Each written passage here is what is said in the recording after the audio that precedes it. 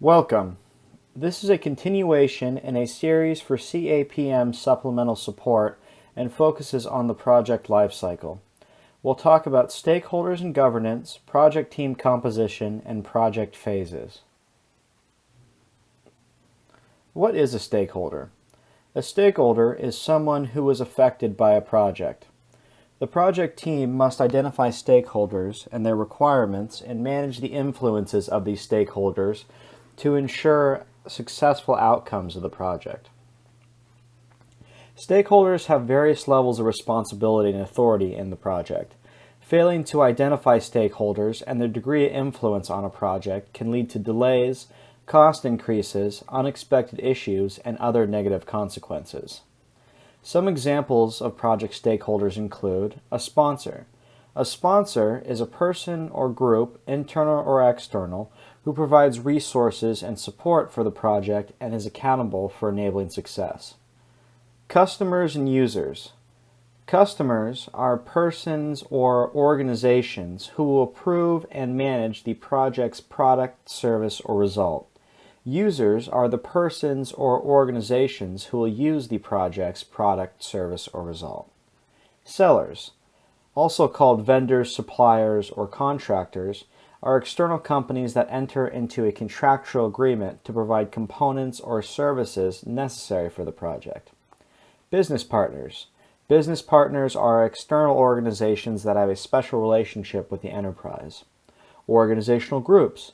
These are departments or internal stakeholders who are affected by the activities of the project team. And finally, functional managers. These are key individuals who play a management role within administrative or functional areas of the business. Project governance is an oversight function that provides a framework for directing the project manager and team to successful project delivery. It can help make project decisions, define roles, responsibility, and accountability in a project. Project governance is defined by the larger organization in which a PMO may play a role. Examples may include success criteria, escalation process, relationship among stakeholders, project roles, communication plans, and decision-making process. The project team includes the people who will work together to accomplish project objectives. A project team may be dedicated or part-time. Dedicated project teams are often seen in projectized organizations, while part-time project teams are common within functional organizations. Matrix organizations use some combination of the two. Roles of the project team include project management staff who perform activities such as scheduling, budgeting, reporting and control, communications, risk management, and administrative support.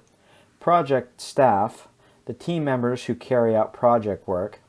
Supporting experts who are brought in temporarily for advisement. User or customer representatives who accept the deliverables or products of the project and act as a liaison. Sellers, external companies that enter into a contractual agreement to provide components or services for the project. Business partner members, members of partner organizations that facilitate coordination. And finally, a business partner, or an external company that enters into a special relationship with the enterprise.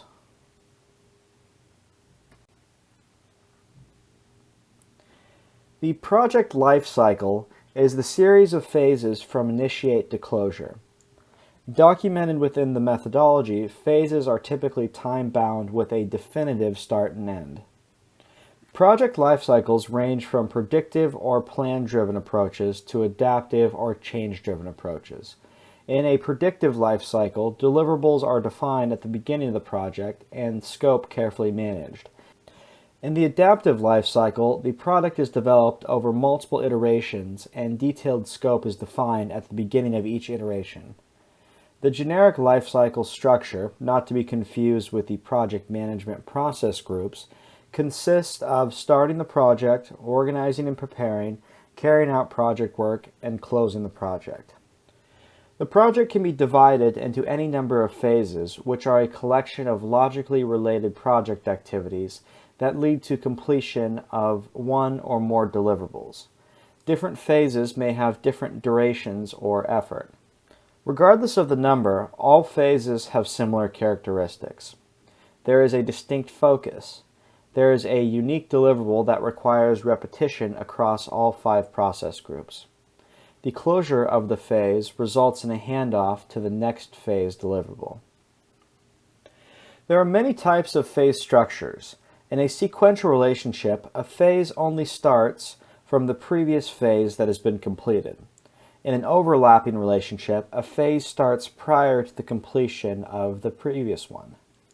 While in parallel relationships, phases exist simultaneously.